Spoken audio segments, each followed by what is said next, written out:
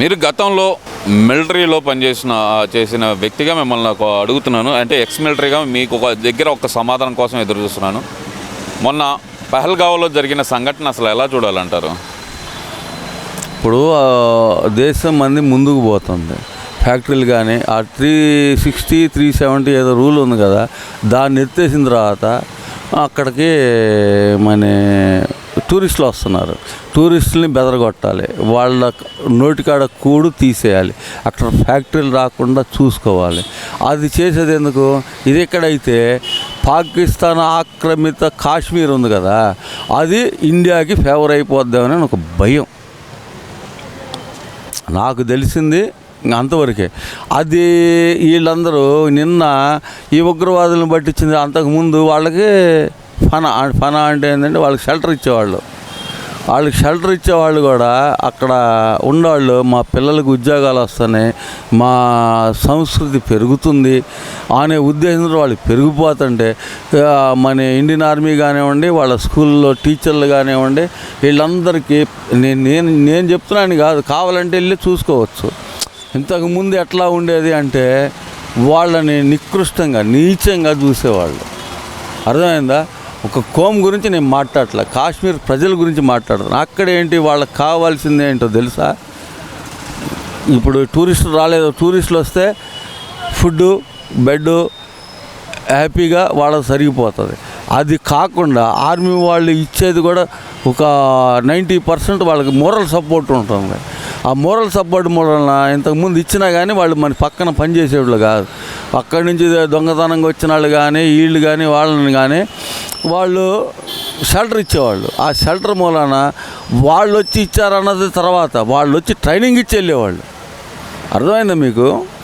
వాళ్ళు ఇచ్చి ట్రైనింగ్ ఇక్కడ ఉన్నవాళ్ళు వాళ్ళ చేతితోటి వాళ్ళ తలకి వాళ్ళ తల కొరివే పెట్టుకుంటున్నారు.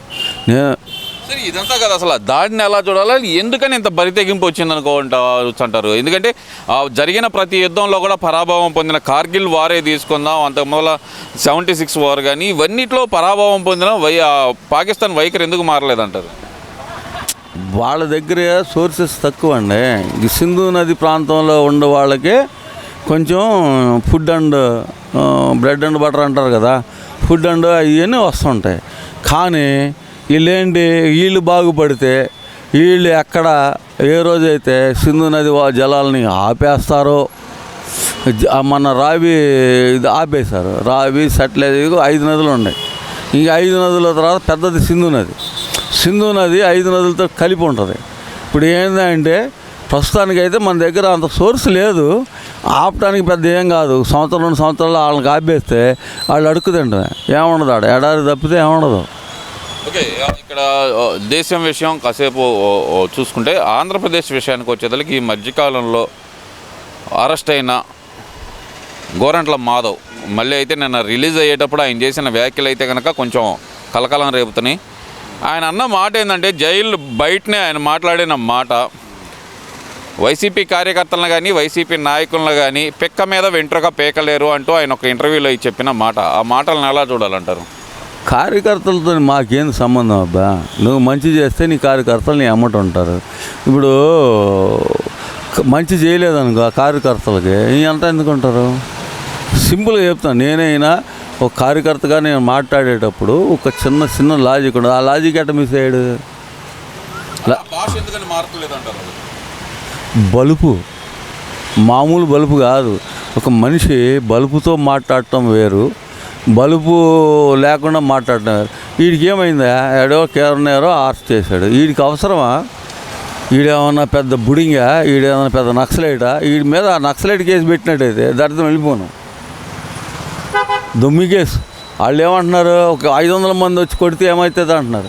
అదే 500 మంది తెలుగుదేశం పార్టీ అట్లా 1000 మంది వచ్చి నిన్ను దావదెంగితే ఏమైద్ది? ఏమన్నా అయిద్దా? అవ్వదు కదా. నీ బలుపు మాటలు తగ్గించుకుంటే మంచిది. ఇప్పుడు ఏందంటే లీగల్గా పోతున్నారు. ఆ తర్వాత కళ్యాణాలు వదిలేస్తే జగన్మోహన్ రెడ్డి ఈ కార్యకర్తలు ఎగబడతారు, చంపేస్తారు అంటున్నావు కదా. ఎదుటాడు ఏమన్నా ఎరిపప్పులా? నువ్వు చంపుతుంటే రండ్రా బాబు అని చెప్పి గుండె తీసుకుని చంపుతానికి పెద్ద స్వాతంత్ర సమరయోధుడు ఏంటి? ఈయన్ని మామూలుగా వదిలేశారు. నాకు తెలిసి వాడి మీద మామూలుగా అయితే దేశద్రోహం కేసు పెట్టాలా? నాకు తెలిసింది అదే. దేశద్రోహం కేసు పెట్టినట్టయితే బాగానే ఉండేది. పెట్టలేదు కదా. అంటే ఇక్కడ ఈ మధ్యకాలంలో చూస్తే కనుక మా అంబటి రాంబాబు అయితే పదే పదే ఈ చేబ్రోలు కిరణ్ గురించి మాట్లాడుతూ అతనికి బెయిల్ వచ్చింది అన్నారు. మరి అదే వ్యక్తి మీద దాడి చేసి అతన్ని చంపడానికి చూసిన వ్యక్తికి కూడా మరి బెయిల్ వచ్చింది కదా. మరి దీని గురించి అంబటి రాంబాబు వారు ఏమనుకోవచ్చు అంటారు? అంబటి రాంబాబు సౌఖ్యాల మనిషి, సుఖం చాలు ఆయనకి. అది తాడేపల్లి దీంట్లో వచ్చి సజ్జల రామకృష్ణ వచ్చిన స్క్రిప్ట్ తప్పితే ఆయన దగ్గర సొంతగా మాట్లాడే ఇది లేదు. ఏమంటాడు ఎంతసేపటికి? ఆయన లాయరే కదా, లా అండ్ ఆర్డర్ తెలుసు కదా. లా అండ్ ఆర్డర్ తెలిసినప్పుడు దాన్ని ఏ లీగల్గా పోవాలి, ఎవడి మీద కేసు ఏ లీగల్గా నిన్ను బూతులు తిట్లా, నిన్ను చేయలే, నువ్వు ఆత్మహత్య చేసుకోవాలా, నీ అల్లుడే చెప్పాడు ఆడికి ఏ బాకడా దరిద్రుడు అని చెప్పేసి. ఇంకెంతకంటే ఏం కావాలా? నీ కుటుంబంలో నువ్వు చక్కదిద్దుకోలేవు, నువ్వు రాష్ట్రాన్ని నీ నియోజకవర్గాన్ని ఏ విధంగా చక్కదిద్దుతావు? ఉందా నీకు ఆ దమ్ముంటే రా పాదయాత్ర చేయి సత్తినపల్లిలో. నీకు పూలదండలు ఎత్తు కాకుండా చెప్పుదండలో వేరే ఇన్ఛార్జిని పెట్టారు కదా, ఎన్న కాదని చెప్పి వేరే ఇన్ఛార్జిని పెట్టారు. నిమ్మకాయలు రాజనారాయణ ఏరే నుంచి నా నిమ్మకాయలు రాజనారాయణ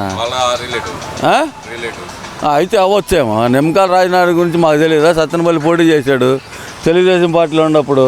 సరే వాళ్ళ గురించి కాదండి, ఇప్పుడు అంబటి రాంబాబు మరి ఈ విడుదల జరిగింది కదా, మరి దాని గురించి ఎప్పుడు మాట్లాడవచ్చు అనుకుంటున్నారు? ఎప్పుడు రేపు ఎల్లుండో తాడేపల్లి నుంచి స్క్రిప్ట్ రావాలా, అప్పుడు దాకా మనం మాట్లాడాం కదా. స్క్రిప్ట్ ఏంటండి? ఆయన ఎక్కడైనా అనర్గళంగా మాట్లాడగలరు కదా అంబటి రాంబాబు. ఒక్క మీటింగ్ పెట్టరయ్యా. నువ్వు గుంటూరులో పెడతావు, సత్తినపల్లిలో పెడతావు, నీకు ఎంతమంది జనం వస్తున్నారో చూసుకో ఒకసారి. నీకు అప్పుడే రాలేదు, ఇప్పుడేం వస్తారు నీకు? ఏమన్నా ఉందా? ఇప్పుడు మాజీ మినిస్టర్ ఆర్కే రోజా కూడా ఈ మధ్యకాలంలో మాట్లాడుతూ చంద్రబాబు నాయుడుది విజనరీ కాదు, విస్తరాకుల కట్ట కాదు అంటే ఆమె చేసిన వ్యాఖ్యలు, మరి వాటిని ఎలా చూడాలంటారు? తమలపాకు కట్టను అదేది మన ఒక్క పొగల కట్ట తీసుకొని ఆడ నగరిలో కూర్చొని అమ్ముకోమని చెప్పు. మాజీ మంత్రి అయితే ఏందంట వీడు కట్టలో ఒక్కల కట్టలో ఉంది అమ్ముకునేది ఏందండి ఆమె? మరి ఏం అమ్ముకుంటుందంట? ఇప్పుడు జబర్దస్త్లో ఇచ్చేది లేదు, ఇప్పుడు ఏదో ఇంకో ప్రోగ్రాంకి వెళ్ళింది, ఆడేమో సక్సెస్ కాల. ఏం చేద్దాం చెప్పు? ఈ తల్లిని నేనైతే బుద్ధులు తిట్టినాం, ఈ తల్లిని ఏం చేద్దాం? మా బామ్మని ఇంకే మరి 16 ఏళ్ళ పడుచుపిల్ల ఏంటి? 16 ఏళ్ళు పడుచుపిల్ల ఏంటి ఆవిడ? కాదు కదా. ఏం పోతుంది? తర్వాత శ్యామల వచ్చింది, శ్యామల పోయిన తర్వాత ఇప్పుడు మొన్న ఏదో అంటుంది ఎవరు ఆ పేరు మర్చిపోయినా బా, ఓ వరకు అది చేపలు ఒకటి వండుతూ ఉంటుందిలే, శ్రీరెడ్డి. ఇప్పుడే మళ్ళీ యూట్యూబ్లో చేపలు వండటం, మట్ట గుడిసెలు వండటం. అరే నీ మట్ట గుడిసెలు పట్టుకొని నువ్వు ఏమనుకుంటావో తెలియదు, నీకు అరెస్ట్ దగ్గరలో ఉంది. ఏంటంటే క్షమాపణ చెప్పినంత మాత్రం కిరణ్ వదిలిపెట్టినప్పుడు నిన్ను ఎట్లా వదిలేస్తారనుకుంటున్నా?